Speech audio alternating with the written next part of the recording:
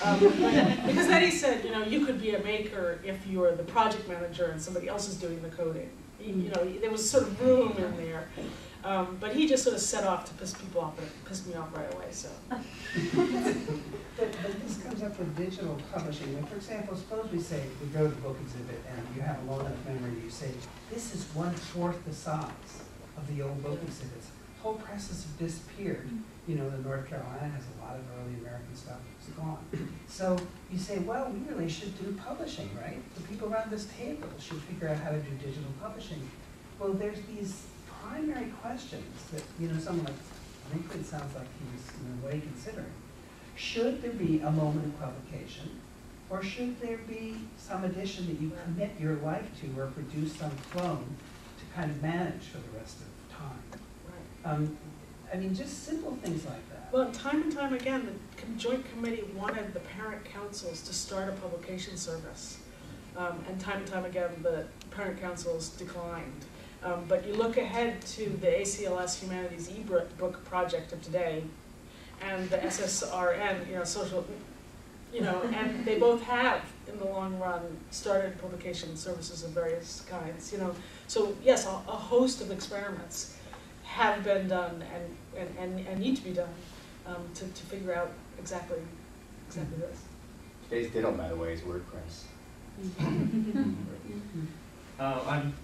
I teach in the art department, and a few years ago we had an art critic and writer here, Dave Hickey, who gave a talk called The Artist's Materials.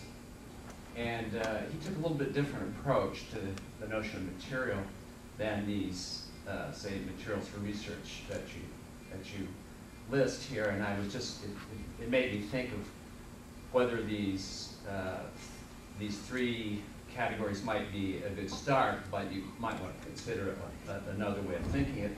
In part because what Dave said was that again, it was probably to piss people off, but that the primary materials of today's artists are not canvas and paint and paper and wood and ceramic, but the expectations of the beholder.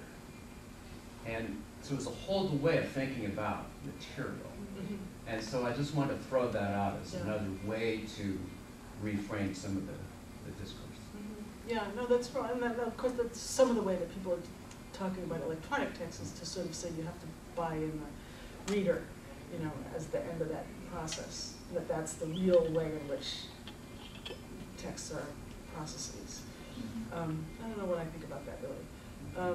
But you're right, you know, even though I love this guy Binkley, I don't want to take him at face value. I'd like to sort of see what air there is in those three, and or some assumptions that you built into those. Right.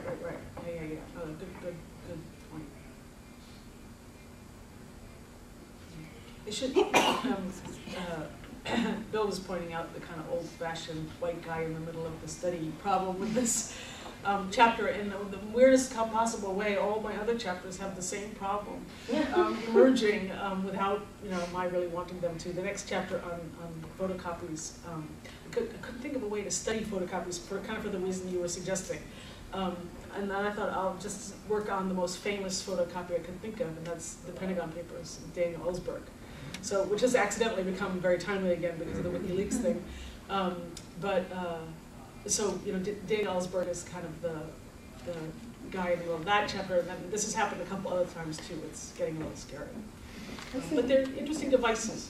I was thinking it's a kind of a Carlo Ginzburg, you know, parrotism. It's a mode of doing historiography, you know, that we know quite well. So I don't it's think true. it's surprising. It can work. Yeah. What are your other chapters? Well, there's the photocopy chapter is the one kind of I have most fleshed out after this one. Oh, and then there's an early chapter on 19th century commercial printing, which also has a job printer from Cincinnati in 1870. At the center of it, he is a fine printer before the age of graphic design, and it turns out that he also counterfeited.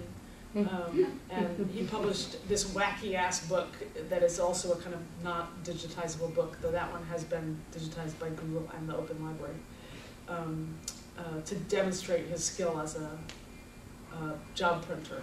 And so basically what he's demonstrating is he's weird, you know, Baroque designs of receipts and bill heads and calendars and things like that. But as a fine job printer, one of the things he's demonstrating is the way in which he can get the type to kiss the page without making an impression. I mean, that's really, you know, kind of fine printing, that fine printing can compete with chromolithography and planographic processes. And so it's exactly that can't be digitized, right? That you could never get from the Google version, which is terrible, or the Open Library version, which is better.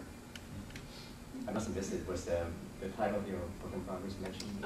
Yeah, right now it's called Making Knowledge with Paper, but it's been a long time since paper entered in, so I don't know whether that's going to stick.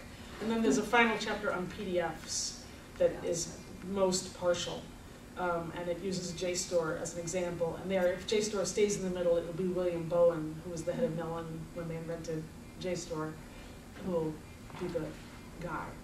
What about the scanner? Is that an object? You know, if I knew how they worked, I would. You know, if I could get into Adobe, but I'm not. So, you know, I don't usually. I'm a text person, not a people person. It's hard. It's horrible to say that, but you know, in terms of doing like interviews with people and running them down and getting them to tell me their secrets, I've never been so good at that. Well, before we thank her, let me just say that I did get good wine, so if you want to stick around, it's usual time to speak to Lisa in person. But thank you so much, Lisa. Thank you guys.